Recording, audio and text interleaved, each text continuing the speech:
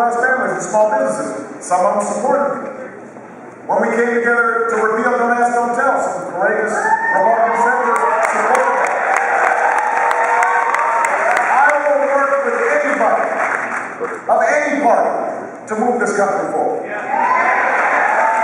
if you want to break the gridlock in Congress, you're going to vote for leaders who feel the same way, whether they're Democrats, Republicans, or independents.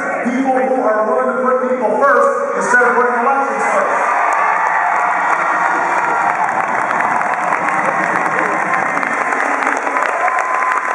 But if the price of peace in Washington is cutting deals that kick students off of financial aid, or get rid of funding for Planned Parenthood, or let insurance companies discriminate against people with pre-existing conditions, or eliminate health care for millions on Medicaid who are poor or elderly or disabled, I'm not going for that.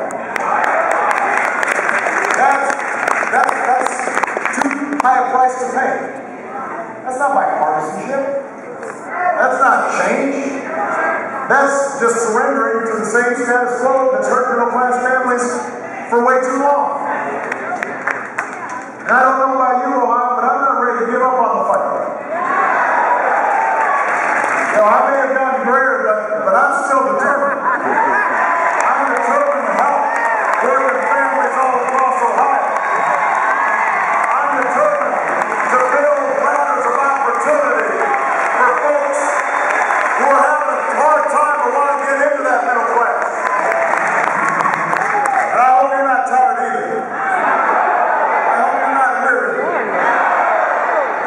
The folks at the very top of this country, they don't need a champion in Washington. They'll always have a seat at the table. They'll always have access. They'll always have influence.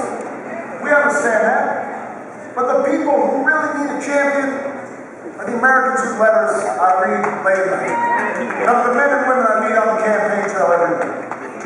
The laid-off furniture worker who's retraining at the age of 55 for a new career at a community college.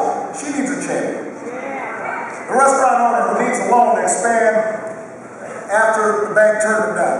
He needs a champion. The cooks, the waiters, the cleaning staff, working overtime in some Vegas hotel, trying to save it up to buy a first home or send their kid to college, they need a champion. The auto worker who was laid off and thought the plant would never reopen, and now is back on the job filled with pride and dignity.